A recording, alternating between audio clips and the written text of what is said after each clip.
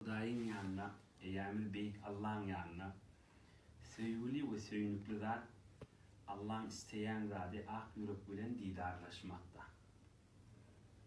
Falan yerde bir Müslüman doğunun madip de didarına varmak, uli ibadetlerdendir, Allah'ın sevyen zatındandır. Bu adamın ruhlara koşulup, adam ne mi deyip yaradılallığı yadına düşen bir ibadetlerdendir. Allah Azze ve Celal dünyanı da ahiretini de abad etsin. Yeter beğendirdiniz. Büyük Allah siz beğendirsin. Dediğim gibi kaharcan rağı ustadım var. Ama öğrene de kaharcan hasenli paydamızda da kıyım görmüyorum. Gıybat der oluyor da.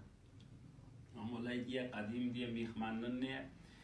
Biz şunu seni sorulmayamıştık, sen yereldik diye. Birini sormasam yürüyorum ya paraya diye.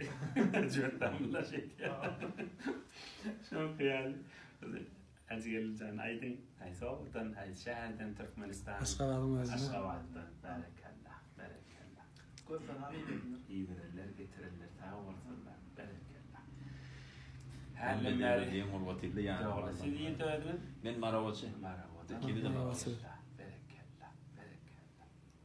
Ki dünyanın abadlığı. Hudayla maksat mıradı. Şu kûmer yönü diyen uvvetile de Aşgabat'tan. Bardın mı baranı farkma deyip.